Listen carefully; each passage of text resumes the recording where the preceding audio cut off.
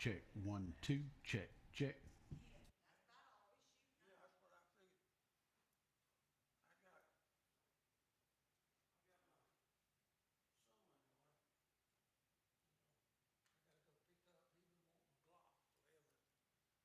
he been wanting a Glock forever. I had one at one time, didn't I? Did we have, I thought we did. I know Eric, I got one back a few years ago, and I was actually gonna get a 9, and they had a 40. It was $100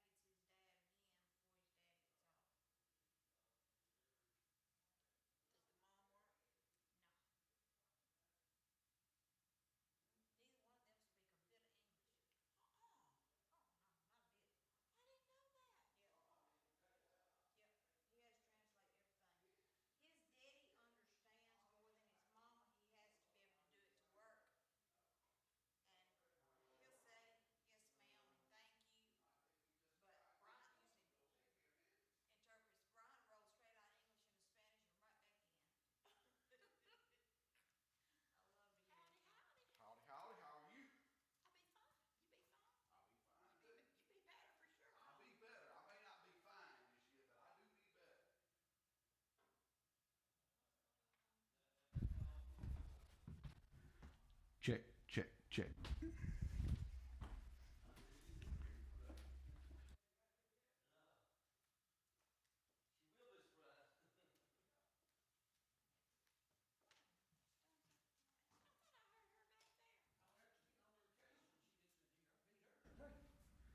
She's just pulling up. You better be careful. When have you ever known him to be careful? Probably not often enough.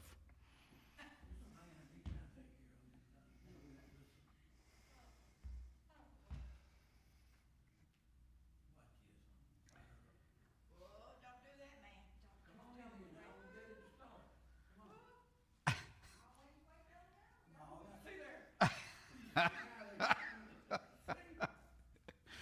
been waiting on y'all every day. That's it. That's it.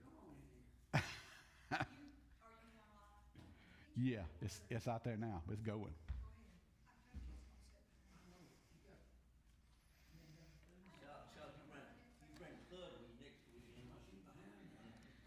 Yeah, she's sitting behind him. He got to behave now. That's it. Maybe a ruler. Get your yardstick. That's what you need right there. Just pop him real good. Oh, yeah. Turn around. You think a ruler. What I found. She got a switch now. She's ready. All right, let's go ahead and get started. And let's open up in a word of prayer.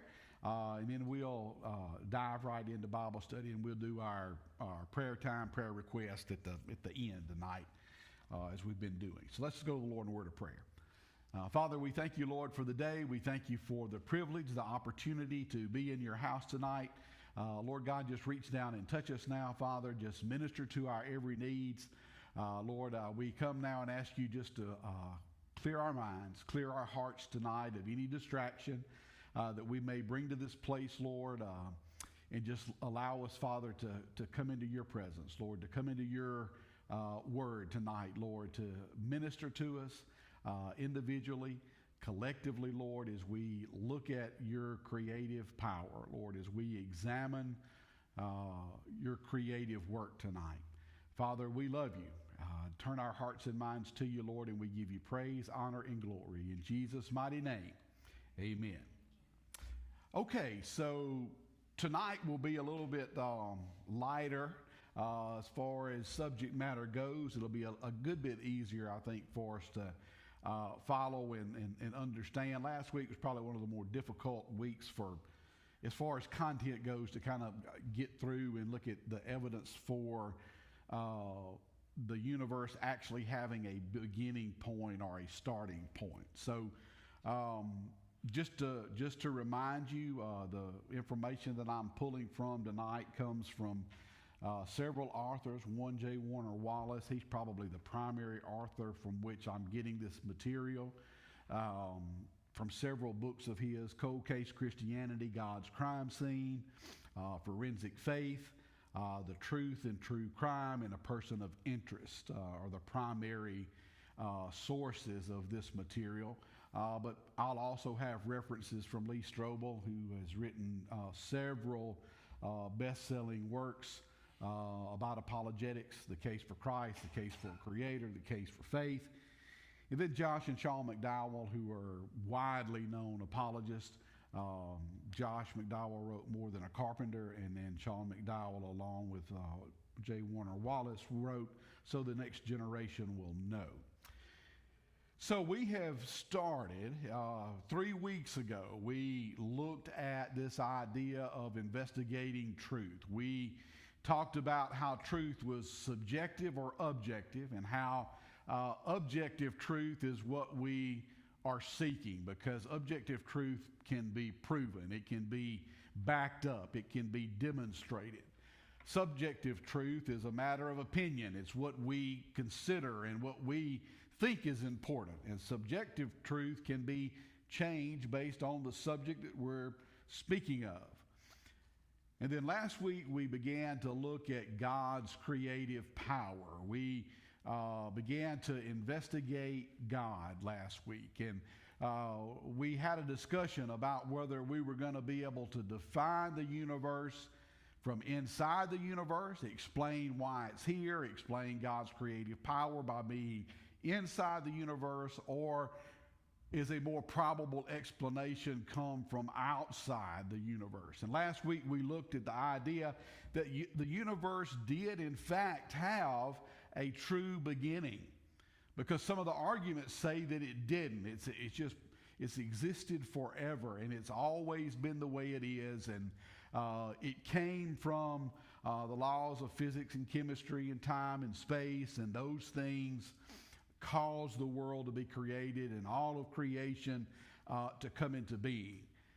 And we looked at the idea that most people embrace what we call the Big Bang Theory that are not creationists. If they are creationists, obviously they do not think about the Big Bang as a standalone theory. But those that support the Big Bang Theory say that everything that came into existence from nothing, and it came into existence or came into being by space, time, physics, chemistry, and those natural laws, if you will.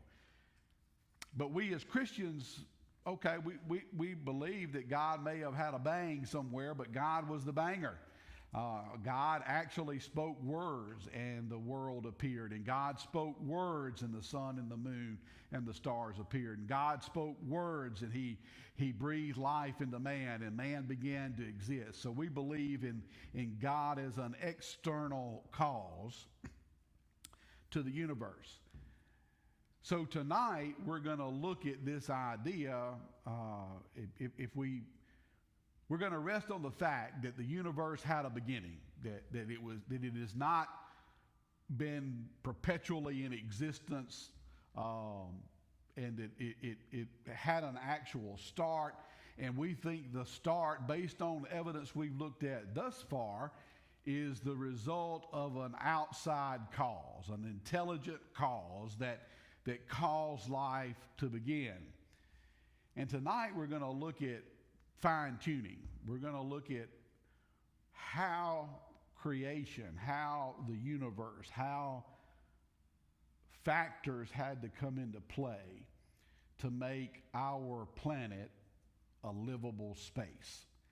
And all the things that God did that are not recorded in the creation story in Genesis 1 and 2 and 3. What we see recorded in Scripture in Genesis 1 through 3 are really the highlight reels. Justification for every day. Yeah, you know, it just kind of walks you through the general gist of a day. But what you're going to think about tonight, and what we're going to approach tonight, what we're going to look at in depth tonight, is how God fine-tuned certain aspects. Now, obviously, there's no way I can cover every little thing God did. I've got about 4 or 5 things we're going to talk about just very briefly tonight, but they're very intuitive to us. They will make sense. We will even be able to draw on some scriptural stories to illustrate some of these points as well as we move through the lesson tonight. So, That is, if we knew everything God did. So many things he did that man don't know. yeah, and that's what I meant a while ago when I said that the creation story is just an overview of what all had to take place from a design standpoint in order for man just to exist on earth. And we'll look at some of those things, and I'm going to show you a slide that's got a lot of things on it that we're not going to talk about, that I'm in no way qualified to talk about, but just to give you some idea of the magnitude of the design that went into man and the universe. You know, it's been a matter of years that they knew about DNA. Mm-hmm. So how many other things out there that had yet discovered? Oh yeah, I mean DNA technology in the last 40 years, 30 years probably has really come to the forefront of the technological scene, especially like in the way we relate to its crime shows, using DNA fingerprinting to convict criminals, those types of things, and that technology in the scope of time is relatively new. It's young. So we're learning more every day. So what I want to think about tonight is if in fact the universe was fine-tuned, and we believe that it is, was it accidental or was it in fact intentional? Was it thought out from the beginning, or did something just happen throughout history that allowed all of this stuff to come into play and to come into being? And then we're going to look at how we can prove it, okay? We're going to look at what it takes to prove that God did fine-tune the universe that we live in. And without that fine-tuning, we would not be able to survive in this life that we live. I don't think anything just happened. I think everything's got God ordained. Oh yeah, well, I do too. I mean, that's our goal, or that's our gut. But we need to be able to articulate that. We need to be, besides just to say that God did it and we believe God did it, somebody may challenge that at some point in time if you get into a conversation with somebody. So we're going to look at a layered approach tonight from the book God's Crime Scene. And I'm going to tie in a chapter from that book to you tonight. And we're going to look at a layered approach. In other words, we're going to look at a big picture, okay? And then we're going to look at a little bit more closely focused picture, and then we're going to zoom in and look at a real tight focus together tonight as we prove that fine-tuning did in fact exist, or does in fact exist. So let's talk about this layered approach just a second before we start looking at it. So the first thing that we're going to look at is this idea of foundational tampering or foundational fine-tuning. And I will relate this to you. If you think about the universe as a whole, there are certain things that have to happen on a microscopic level in order for us to live, okay? As far as energy conversion and how we function and how the world functions. So that's going to be the foundational layer. We're going to go all the way back to just the basics, the building blocks of humanity, the building blocks of basic matter in the world that we live in. And then we're going to look at a more regional approach to it. And we're going to kind of back up from there, and we're going to kind of look at what happens in our solar system that is necessary for us to live. And then we're going to look at what happens on our planet. You know, I believe God still finds even hurricanes and stuff like that is stuff that needs to happen for survival of the earth. I mean, keep the ocean stirred up. Oh yeah, there's. A lot of things we don't even realize the purpose of yet. Yeah, there's many events and many reactions or things like gravity that we don't, to maintain gravitational force. There's certain distances and masses and, that we get into that we don't ever think about as being a fine tuning. So let me show you an example here from his book, God's Crime Scene. So on the screen behind me, you have an illustration of a crime scene that J. Warner Wallace and his partners worked. It was a murder scene in which a woman was murdered by her husband or ex-husband, and he walked through these different layers of evidence. So the foundational part of evidence was the husband and the wife. They had found out that they were having spats and they were not getting along, and the gas was cut off at the house, and then all of a sudden the gas was cut back on at the house, and then all of a sudden the husband showed up at the house, and when they came to investigate the woman's death, some windows in the house were closed and locked that never were closed. There were doors open and shut in the house that never were open or shut. The husband had turned the gas back on, and yet there was no pilot light lit. But the gas was burning or was on in the house. And the woman died of asphyxiation by exposure to natural gas was the cause of death. But he looked at all of these little intricacies, what happened on the foundation of their marriage. And then he began to look at the yard when he arrived, and he realized these external windows on the house that were normally open, according to testimony, were shut and locked. He noticed that curtains were pulled and drapes were covering the windows to keep light and air out so the house would not be as well ventilated. And then when they got in the house, they found clothes laying around, and they found closet doors open and shut that would not be open and shut on a normal basis. And together, the combinations of these layers of evidence led to the conviction of her husband, or her ex-husband, in her death. And the point I want to make as we begin, these layers of evidence are not mutually exclusive in this crime scene, okay? If the husband and wife had not been having marriage problems, none of this might have happened, okay? If a window had been left open, she might not have died. If things were different somewhere along the way, she might still be alive today. And that's a true story. He's relating a true incident that he investigated. And from what we're going to do tonight, I want you to think about it as we begin to go through this material, that everything that I present to you is linked together. And if any one thing changes along the way, then the world will not be able to exist as it does. Okay, that's the take-home message as we begin to look. So in Genesis 1 and 2, God has spoken the world into existence. We know the creative order. He formed the heavens and he formed the earth. And then he set the stars and the moon in the sky at night, set the sun in the sky during the day. Then he separated the waters. Then he populated the skies. He populated the seas. He populated the land with man. And then he created man and woman.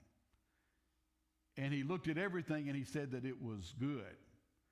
And that he was joyful about his creation, and that we were created in the image of God. And because we were created in the image of God, we are created with a desire for communion with him. And because we want to have communion with him, we are continuously seeking that relationship with him or with something. People are relationship seekers. People are seeking truth. People are seeking something bigger than themselves. I don't care who you are or what you are or what your belief is. You could be an atheist or an agnostic or a Christian. You are looking or seeking after something in your life. People are naturally born followers because we were created with a God-shaped hole in our heart. So let's begin to look at some of the specifics now about creation. And we're going to look from a foundational standpoint, okay? We're going to start by looking at the atom, okay, where we get our nuclear energy from, okay? The atom is the building block of all matter. You can't get any more simple biologically or chemically speaking than the atom. We get energy by splitting the nucleus of an atom. We get our nuclear-powered submarines by splitting the nucleus and getting nuclear energy. And the forces that govern how atoms behave secure our life, whether we realize it or not. So let's talk about one or two things. It can be a matter of life and death. I mean, it can be something that makes you live or it can kill you. Yeah. So the atomic forces that hold atoms together in the nucleus of a cell in our body and in the universe as a whole, when we think about atoms and elements that form stars and the moon and the sun, the things that hold those bodies together, that bind those bodies together are governed by very specific laws. And if something happens to change that, if you look at this atom, there are rings around that atom, and those rings, I'll be a chemistry teacher for just a minute. Those rings represent the flow or the patterns that electrons travel around that atom. And we understand that based on where those electrons are, it determines how reactive an atom is. And however reactive an atom is, we can get energy from it. And we know where and when to look and how to find that energy. And the constants that govern those forces are critical to survival. They're critical to energy, all right? Number two, there are electromagnetic forces in an atom that hold everything together as well, and those are responsible for our life. The one that we will relate to is gravity, okay? The position of the earth in our solar system, the position of the earth in relation to the sun, the position of the earth in relation to our moon, the position of the sun or of the earth in relation to other planets makes a difference. And gravity helps us to stay where we are. Gravity holds us in an orbit. It holds us to the earth. We're exposed to elements every day in our environment. Some could be radioactive. The decay of these harmful elements, the harmful things that we are exposed to, is very impactful upon our life. If we blink a few minutes, or if something happens and we get a higher concentration of an element than is needed, then there are biological issues that result. And then carbon. Carbon is essential to our life. If you take carbon away from us, we die. Okay? Human life is based on the carbon element. And if it is out of whack anywhere, out of balance anywhere, then life on this planet would be impossible. Okay? And carbon doesn't really, it needs a lot of help. It needs a lot of regulation in order for it to be available as we need it. So when you think about foundational fine-tuning, this is on the microscopic level here. So these things have to be in place in order for our bodies to perform the way that they do. So now let's take a little bit lighter approach, okay? Let's look at some regional fine-tuning. Shape, okay? What shape is the Milky Way? Anybody know what shape the galaxy is? It's elongated. Yeah, it's kind of a spiral shape. Spiral-shaped galaxies are very important. Those that are more elliptical in nature tend to release more harmful radiation than do elliptical-shaped galaxies. I mean, spiral-shaped galaxies like ours. The combination of the shape of the Milky Way, it's millions and millions of planets and stuff in there that makes that, right? Say that again.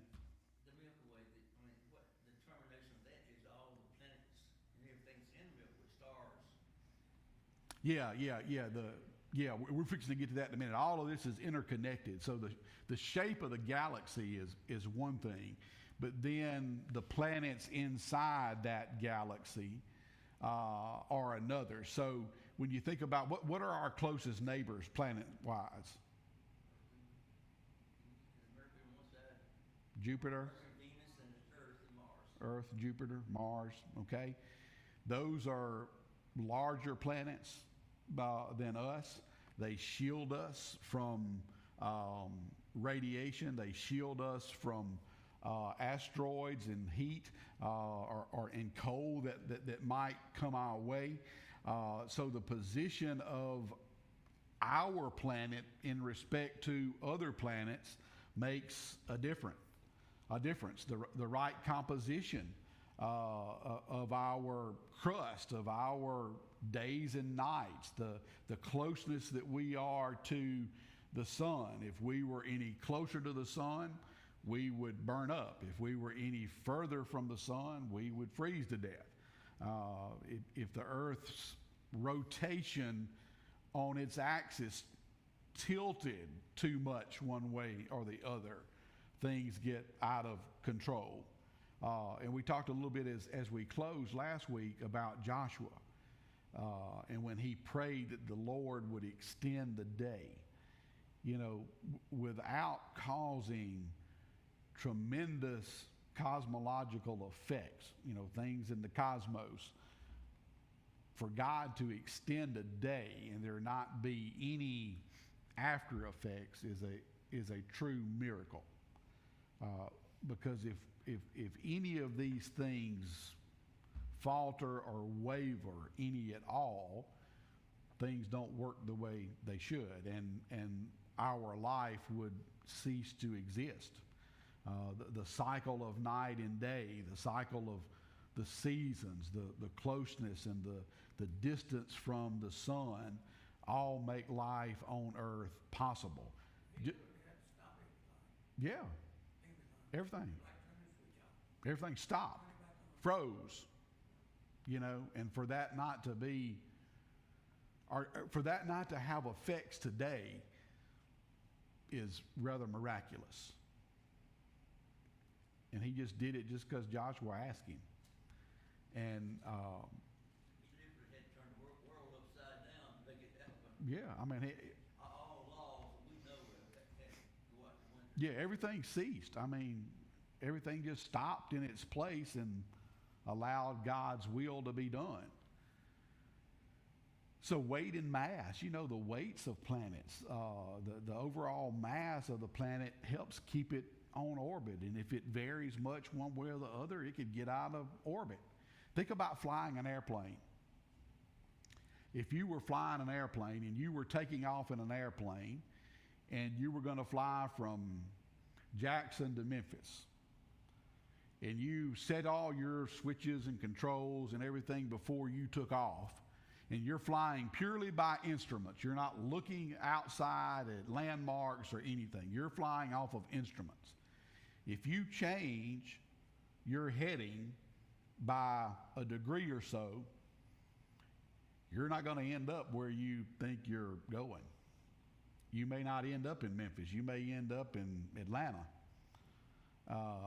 So the idea that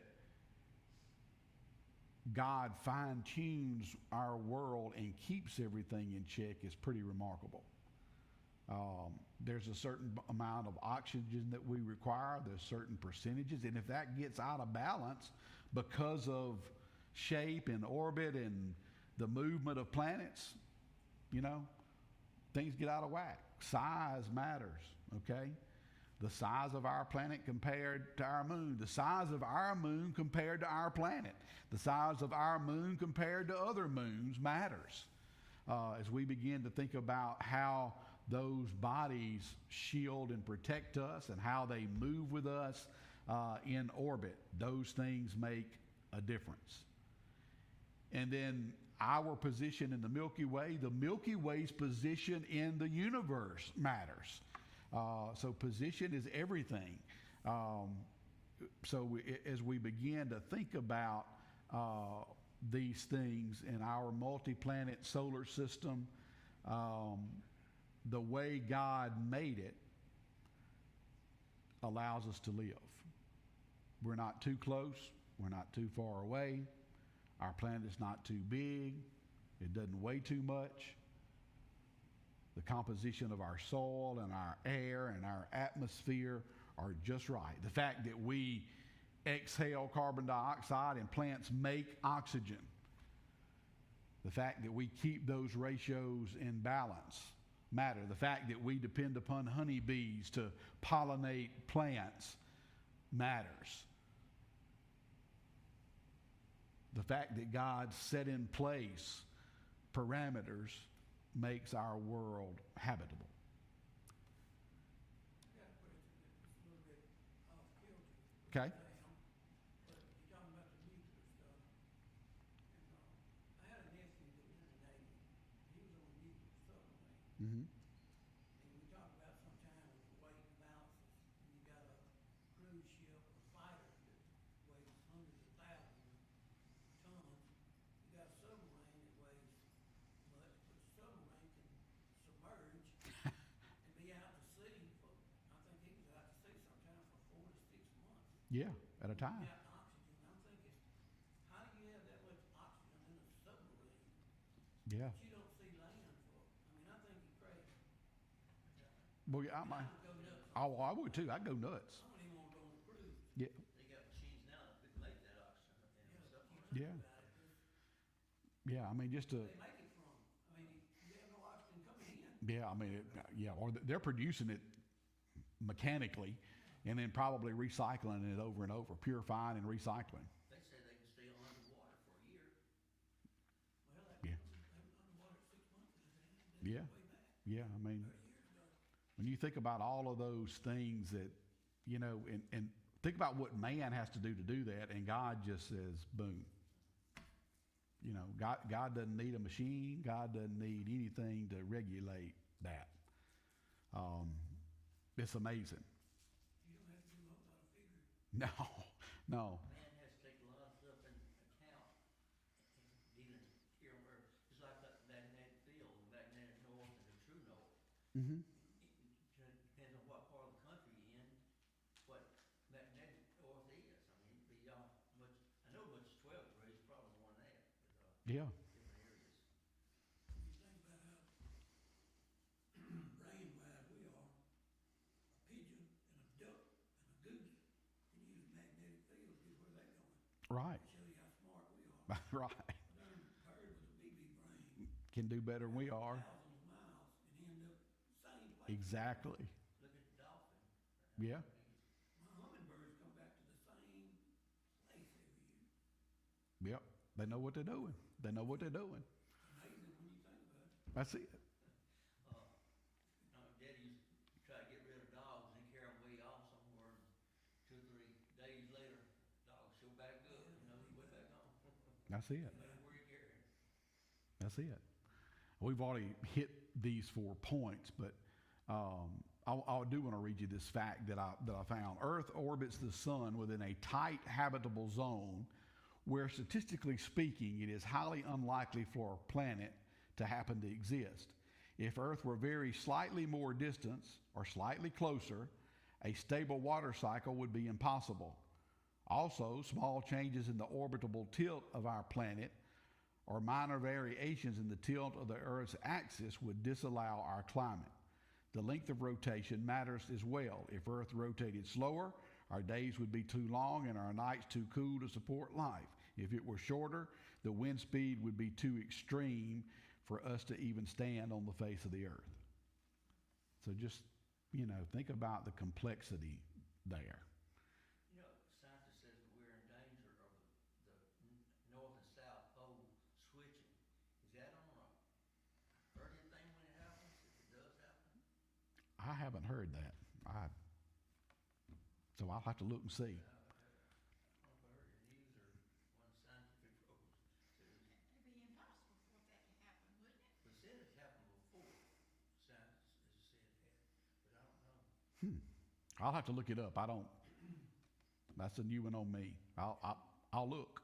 Look at the diversity of just the Earth, the planet itself. Mm-hmm. As far as got desert here, somewhat local, Yeah. and then you got the Arctic. And, I mean, that much extreme on one planet. Yeah. It's just I mean, in diversity, not only in land mass but species. We're going to talk about biology some next week, and we're going to look at how plants show us and demonstrate God's care for life and how they relate to us. So, When we get down there, I got some really stupid questions to ask. okay. Saving up. All right, well, save it up then. Save it up. There are parts of the desert is below sea level, and it makes you wonder how come water's not there. There, right. Well, I mean, it's just, we'll never be able to explain it all. Never will. No, we don't know. Let me read you this as well. The surface gravity of Earth is critical to its ability to retain an atmosphere that's friendly to us. If Earth's gravity were stronger, our atmosphere would contain too much methane and ammonia. If our planet's gravity were weaker, Earth wouldn't be able to retain enough water. As it is, Earth's atmosphere has a finely calibrated ratio of oxygen to nitrogen, just enough carbon dioxide and adequate water vapor levels to promote advanced life, allow photosynthesis in plants, and provide sufficient rainfall. So we don't think about gravity having an effect on, methane levels in air and adequate levels of oxygen. But if gravity gets out of whack, we won't be here. Talking about all the methane that termites put out. Yeah. I don't know if it's a benefit or if it has anything to do with him or living or not, but Yeah. there's a lot of methane. I don't know. Don't know. Our large moon is just the right size to stabilize our orbit. So we don't think about the moon doing much, but it helps keep us at the right tilt and the right speed. And the gravitational pull and interaction between the two keep us going. Look how it affects the sea. Yeah, that's right. It helps, there's something else helps. Controls the tides. Stirs the sea up. Yep, Did you see it last night? I did. Beautiful last night. I forgot about it. We got pictures. Yeah, I told Charlotte, started to get her out of bed, come out and look. Yeah, we took pictures of it coming home. We had open house last night, and we took pictures on the way home of it. It was gorgeous. This is pretty easy, or pretty cool here. Without a large moon, the axis of our planet would likely have wobbled dramatically, perhaps by as much as 90 degrees. So if we wobble 90 degrees, we're done for. We're done for. All the seasons would change. That's it. That's it. So if you put these things here together, okay, there's no way that we can deny that God did not do something to keep us in place, to keep us moving. The fact that these things exist and that they happen without us even thinking about it and without us even knowing it is remarkable. And it's a demonstration of God's power. Let me show you something. So when I was a chemist at Mississippi State, this was my baby, okay? This is what I did. It's called a GC mass spec. So, and it's a very expensive piece of equipment, and you put a chemical in those little blue vials, and there's a needle in there, and it takes a sample, and it shoots it in a long glass tube, a 30-meter glass tube. And as we heat that oven up, it runs that liquid through that tube, and it boils it out, and it picks up when it boils it out, and it gives us values. And if one setting on that thing was off, then I don't get results, or a multi-million-dollar study may be ruined if one little thing is off. But this is what I want to show you. Those are a partial list of all of the constants. And what I mean by constants, there are constants that govern gravity. We can put a mathematical number to gravity, and we can figure out its effect by knowing some constants like mass, density, the velocity of light, the number of ratio of protons to electrons. We can use information from these constants, and this is not all of them. Recognize that you knew all that? Oh, I doubt it. I doubt it. But this is just a list of some of the constants that have to be tightly controlled. for us to survive. Now, let me make it make sense for you, okay? So everybody agrees that the universe now looks as if that, there's some type of design. Even people like Paul Davies that are not believers will say that it appears as though there is some design.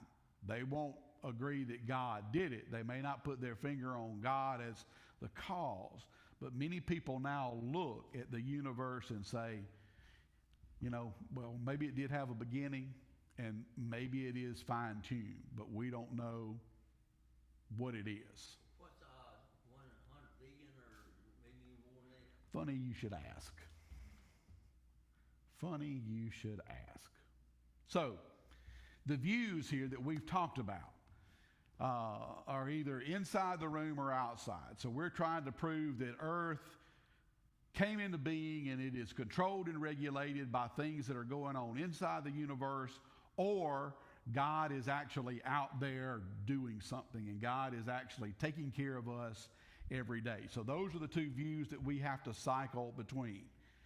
So one way we can do this is just by random chance. We can say, okay, chemistry, physics, space, time, all of this comes into being and all of it takes place just because it's the thing to do. And it just happens randomly. So funny you should ask. I just happen to have some statistics for you, okay? So if you think about, I mentioned in the very first thing we talked about, the nuclear forces that are required to keep everything in the nucleus of an atom together. The protons, the electrons, the neutrons that make our cells work, okay? So that nuclear force, okay, if you wanted to figure out with precision how effective and how precise that nuclear force was, you would have a 1 times 10 to the 37th chance of figuring that out. So that's a 1 in 37 zeros. Not bad. But you got a one shot, 1 in that number of figuring that out and keeping it right. Okay? Making it work right every day. If I were to give you, when you think about the mass density of the universe, now density is a calculation that shows us a relationship between mass and volume. The mass of the universe by the volume of stuff that it can hold, okay? If you were to try to figure out that constant and keep it working within the narrow range that it has to work in order for all the planets to work and all the orbits to work and for all the oxygen and everything to be in place, it would be equivalent to me giving you a 1-inch bullseye. Ray and I are pistol shooters, so I'm going to give Ray a 1-inch bullseye. And I'm going to tell him he's got to hit it. All right? Well, from him to me now, 1 inch, no problem. That door back there, to my truck in the park, no problem. I can hit a 1-inch hole. But suppose I tell him he's got to hit it, and I take that bullseye clear to the other side of the universe. That's the chance that he would have to do to calculate and sustain the mass density of the earth. 1 times 10 to the 60th power. So that's multiplying 10 by itself 60 times. 10 times 10 times 10 times 10 times 10 times 10. 1 in 60 zeros after it. Okay? Let me make it a little bit more understandable to you. Okay? It's impossible. It's impossible. But, for man. Let me make it a little bit easier maybe to understand. So if we were playing poker, okay? Let's just say us 4 guys, we're playing poker, all right? And I'm the house, I'm the dealer. I'm going to deal you guys a hand, okay? Joey gets a straight flush. Everybody know what a straight flush is? 4, 5, 6, 7, 8. 1, 2, 3, 4, 5, straight flush. But I got a royal flush. Jack, queen, king, ace. Okay, I got a royal flush.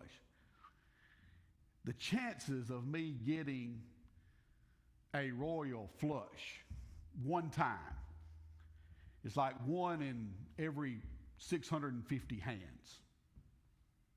that happens. Okay? But let's say we keep on playing. We're going to play another hand. And Melvin gets a straight flush this time, and I deal myself another royal flush. Okay? So the chances of me getting 2 royal flushes are 1 in 300,000 or 400,000. Let's say we do that 6 times, and 6 times in a row I deal myself a royal flush. I think somebody cheated. Somebody, that's right. You're not going to play that game, right? You're not going to keep playing me. Because I got my finger on the scale. I got the cards marked. That is a 1 in 650,000 chance that would ever happen. One time in 650,000 that you would get 6 of those. And that's the specificity required to calculate the constant for gravity. So funny you should ask. You know, I just happen to have some numbers ready for you. I figured you did. We can also say that it's just some fluke of nature, you know, that it's just natural. Space, time, chemistry did this, and God didn't have anything to do with it. We can say that, okay? But just because we think there's a chance, that doesn't explain anything. Chance doesn't equal explanation. The fact that you've got a chance of 1 in 650,000, that's a chance. But that's not an explanation. The fact that you had a chance to do it doesn't explain how it's done. And even if you were lucky enough to get it, it don't explain. Still doesn't explain it. Yeah, even if you got it, it's still not enough. And if you got it once, you'd have to get it. Go back to that other slide. If you just get one of them right, you still got all this other you got to get right. In order for our or your explanation to be true that it's just by chance. Could it have been done by nature? You know, we just happen to exist. You know, we just happen to see, and we just happen to walk along in life, and here it is. Here we are. Some people think we got it just by observation. We know it exists because we live and we see it. But just because you see it doesn't tell you where it came from and how it got here and how it continues. Some people believe that we are the result of a multiverse theory, meaning that the universe in the beginning was kind of like a boiling pot, and these little molecules just popped out of the pot, and each one of them that came out became a universe. Okay, well, if that happened, there has to be a vacuum in the pot somewhere to allow all of this to occur, and it still has to be fine-tuned. Just because the universe exists doesn't mean that it can hold life or that it can sustain life. Where'd the pot come from? Yeah, who made the pot? That's right. I mean, who put the stuff in the pot, you know? Right. And if this is the case, then if that happened, then there would be an infinite number of universes. And there would be an infinite number of universes with us sitting in here on a Wednesday night talking about them infinite number of times. So the mathematics just does not support the conclusion when you start thinking about things like this. So, can we stay in the room? That's the question. So many scientists, though, try to get away from the Bible theory and come up theories on like it's coming out of the ocean as a tadpole, evolving from that. Yep. It's all kind of theories out there that don't hold water at all. Absolutely. Ocean came from somewhere. Yep, the ocean had to come from somewhere. Where did it come from? Where did the tadpole come from that got in the ocean? They never do find my table. I see it. I see it. You won't. So if we stay inside the room and we say it's because of chance, chance ignores all those odds. Okay? If it's just going to happen by chance, you don't need odds. You don't need to know it's 1 in a million or 1 in 200 or 1 in 650. You don't need to know that. Okay? If we say it's out of necessity, and that chemistry, physics, and time and matter and all these things just happen, where did chemistry, physics, time, and matter come from? We did that last week. Those things had a beginning. God made them. And if we say that we believe in the multiverse, then we're already kind of stepping outside of the room, because we're saying that the universes came out of some pot and bubbles formed and we just appeared. And that ignores mathematical data. It ignores mathematical knowledge. There's not enough information there to prove it. So we've got internal explanations and we've got external explanations, all of which fall short to what we believe really happened. And our belief focuses on this fact. There are basically two ways for those dominoes to fall. One of them, people could say, would be an event. And if we just stack those dominoes up, yeah, the wind could blow them over. But we believe that there is an uncaused external cause that makes the world spin, that gives us life, that makes it possible for us to live. And our profile says that this guy, this being, is external to the universe. In other words, he doesn't live where we live. He doesn't reside where we reside. He's non-spatial, atemporal, and non-material. He's not bound by time. He's not bound by space. You can't necessarily look at him face to face tonight. He's uncaused. He's powerful enough to create everything in the universe, and specifically purposeful enough to fine-tune it. So not only did he make it, he maintains it from outside the universe, from outside of our world. One of the things to me is when you become a Christian, and you truly become a Christian, then you don't have to worry about how to figure out all this other stuff. What difference does it make? That's right. I mean, these people worry to death about how to explain what happened. I know what happened. I don't need an explanation. That's it. That's it. So next week, we will continue our explanation of God.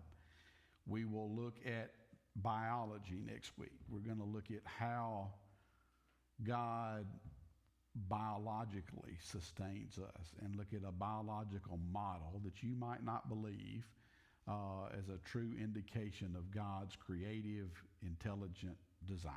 And that's where we will begin next week. Any questions? You know, you just look at what God does in our own life. It's beyond our comprehension, much less what He's done in the whole world, Mm-hmm. creating it. I'm amazed at things God has done for me over my lifetime. The time I've been healed, and things He brought me through. It's amazing. It is. It's amazing. Keep us alive. Yeah. That He keeps us alive. Every morning, get up, take a breath. There's a lot goes into making that breath possible. Yes, it is. Well, let's He had to make all the air and everything around for us to breathe that. that's it. The other me and you on the verge of breathing up somebody else's